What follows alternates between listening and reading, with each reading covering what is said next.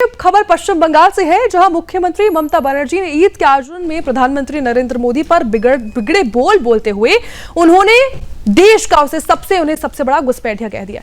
यह बयान संवैधानिक पद के प्रति अपमानजनक माना जा रहा है और राजनीतिक विवाद को और भी ज्यादा ये भड़का चुका है। वास्तव में कोलकाता के प्रसिद्ध रेड रोड पर ईद की नमाज के बाद नमाजियों को संबोधित करते हुए ममता बनर्जी ने केंद्र सरकार पर जमकर हमला बोला। उन्होंने मतदाता सूची के विशेष गहन पुनरीक्षण यानी एसआईआर प्रक्रिया को लोगों के मतदान अधिकार छीनने की साजिश बताया। खासकर अल्पसंख्यक बहुल क्षेत्र की बात करें तो वहां पर नाम हटाने जाने का आरोप ममता बनर्जी ने लगाया। दरअसल ममता बनर्जी ने कहा है कि प्रधानमंत्री विदेश जाते हैं तो वहां नेताओं के साथ मिलते हैं और मित्रता की बात करते हैं, लेकिन भारत लौटते ही हिंदू मुस्लिम विवाद शुरू हो जाता है और लोगों को घुसपैठिए कहकर नाम काटने की बात कही जाती। उन्होंने स्पष्ट शब्दों में कहा है कि आप और आपकी सरकार सबसे बड़े घुसपैठ करने वाले।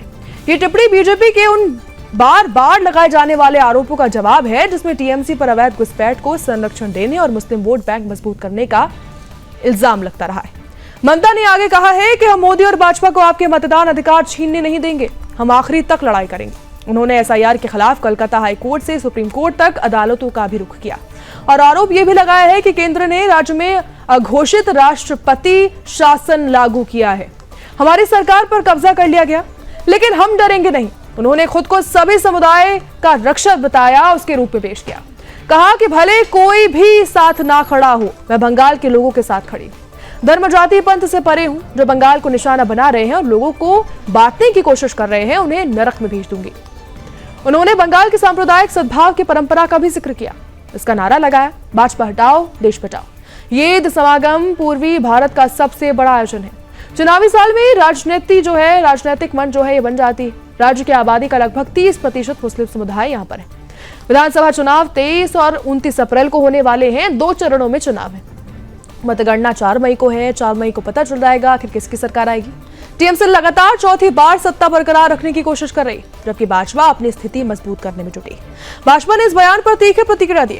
भाजपा नेता शशिष बाजोरिया ने कहा है कि जो प्रधानमंत्री को घुसपैठिया कहता है वो संवैधानिक पद पर रहने का हकदार ही नहीं है।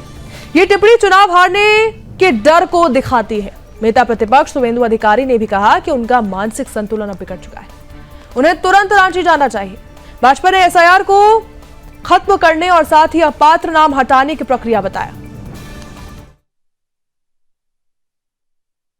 आपको दिक्कत हो रहा है, थोड़ा बारिश हो रहा है।